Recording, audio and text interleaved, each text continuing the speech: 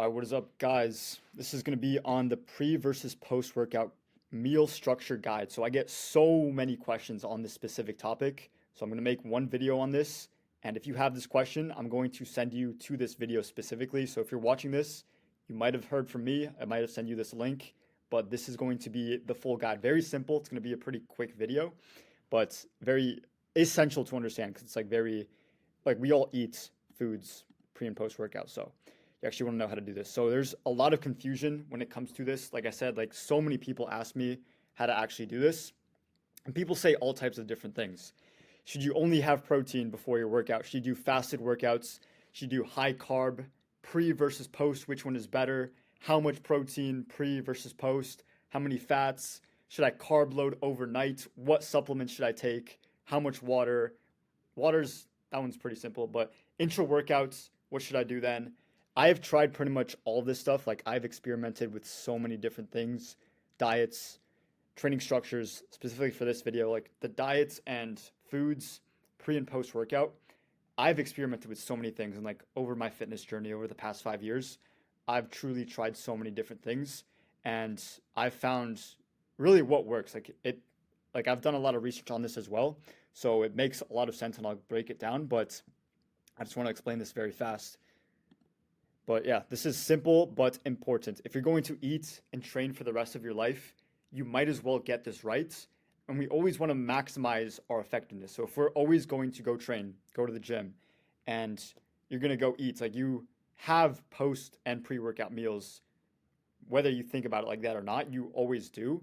So if you can learn how to do this the best way, which I will teach you in 2 seconds, then you can do this correctly. So let's dive into this.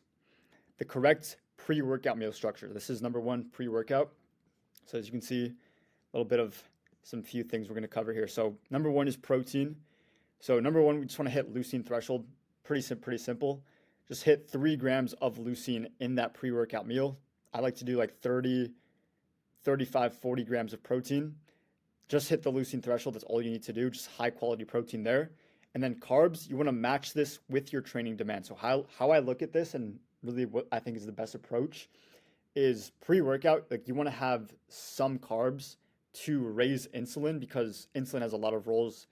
Like if you've been watching me, the main thing for the pre-workout is to have that anti-catabolic effect. So that's why I really don't like doing fasted training. I used to do that a lot. Not a lot, but I used to try that. And I lost a ton of muscle doing that. It was one of my biggest mistakes that really set me back for a long time. And if I were to know to just spike insulin with some carbs, just depending on how intense your training is, you can just match this with what you're actually doing in the gym. It is a little bit customized there, but you just want to spike insulin with the carbs so that you don't break down muscle as that fuel source directly when you're training. And then fats, this just depends on when you're going to go train. So I usually keep it low fat personally because I like to go to the gym pretty soon, like after I have my pre-workout meal. So I like to let it digest, like it says here, like 30 to 90 minutes before. But this does depend on the fats. So the fats are going to slow down the digestion and also blunt the insulin response a little bit. So it's going to be like a little bit slower insulin release. So you can play around with it. Like I'm not super against fats in the pre-workout meal. Personally, I don't do them because I like to train as soon as I can because I wake up like 5:30 in the morning and then go to the gym. I'm at the gym by 7. So I'll have my pre-workout meal at like 6:15ish. And that's the best way for me to get that in quick. It's going to digest when it needs to. And then I can get to the gym at 7 and just hit my lift and know that that timing is right. But if you do add fats, it's going to slow it down a little bit. So you can just play around with this timing. And then hydration. So I like to front load all of my water in the morning. I shouldn't say all my water, but the majority of my water, I like to do like 3 of these cups. I'll actually have this cup right here. So this is 3 cups. I'll do 3 of these. So I'll do 9 cups total. And I'll do some pre-workout in there because I like to go in the morning for the gym.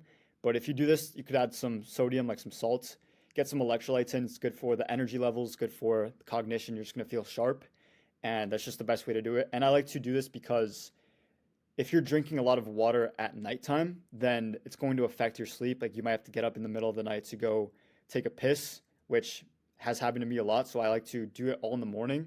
I'm still getting the water I need to in the day, and I'm not doing it towards nighttime to affect my sleep. And then supplements, pre-workout. So I do some caffeine. Pre-workout is like the actual pre-workout supplement is a good option because it also has a lot of different ingredients, such as the beta alanine, the citrulline, all good for the actual workout, going to give you like better fatigue control. You can just push harder. And the caffeine is good for the fat oxidation and just like alertness, energy in the gym. And then sodium as well. So sodium is really good for the muscle contraction, getting that pump, and just having more output in the gym. So if you can have some sodium, even on top of the pre-workout, then that'd just be the best way to get the most from your lift. And then you can do HMB. So I really recommend this specifically if you're doing a cut. Basically, what HMB is, it's a metabolite from leucine. So we're basically hitting leucine threshold here, but you can actually take this as well. And it's going to be like super potent, like super concentrated leucine, which is like the most potent form of protein, the macronutrient, just broken down into that HMB, which is going to really spike that mTOR, that muscle protein synthesis. And the best effect for us is preventing muscle breakdown, but not really adding more on a bulk. Like you can still take it on a bulk, but it's going to be the best for when you're cutting. And then timing, we already went over this. And then post-workout. So this one is a little bit different. The main thing here is adding a lot more nutrients and having the biggest meal of the day in this post-workout meal. So again, hitting leucine threshold, getting that biggest protein feeding of the day, because in that post-workout window, you're the most insulin sensitive. So when you're the most insulin sensitive, you can absorb the most nutrients directly to muscle. So we want to take advantage of that and just add as much as we can to it. So have that high quality protein, biggest protein feeding. Carbs, again, match with training demand. So this is very specific to the day of the workout, like what you're doing in the day again.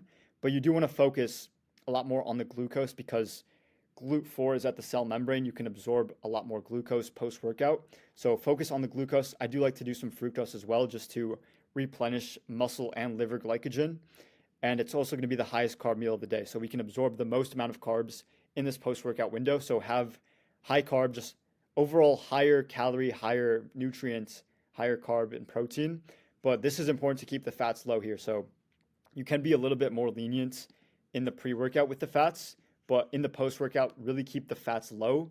We don't want to slow down the digestion at all. Just when we're the most sensitive to insulin, we don't want to have fats slowing us down, and we're going to have high carbs. So we don't want to mix that insulin spike with high fats, like dietary fats as well, because they'll just be way more biased towards storage.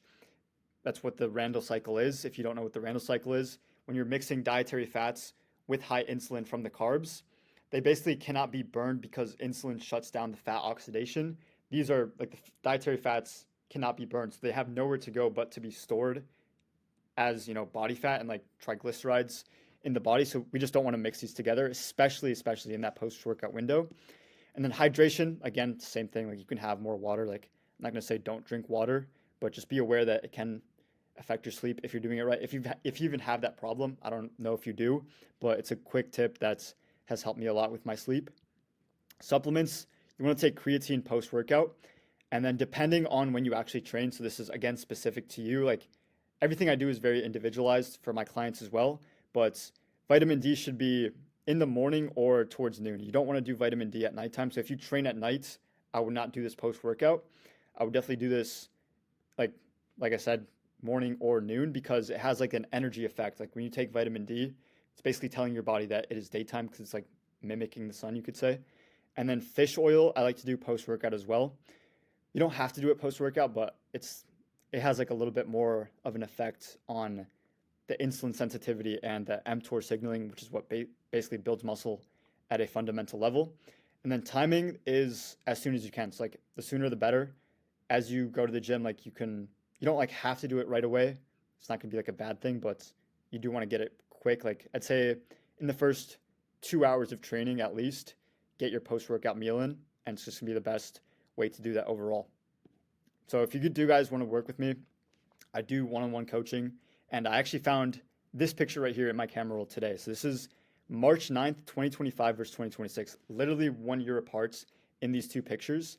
Obviously this is better lighting, but as you can see, I have made so much more progress just implementing the stuff that I teach. And this was probably one of the biggest things, like really controlling the insulin spikes. That's why I designed it this way, is having the carbs specifically in that post-workout meal when you're spiking insulin the highest, you can shuttle all those nutrients to the muscle cell, especially when you're the most sensitive to it. So if you do guys want to work with me, I'll leave the link in the description. Hope you guys enjoyed this one. I'll see you guys in the next one.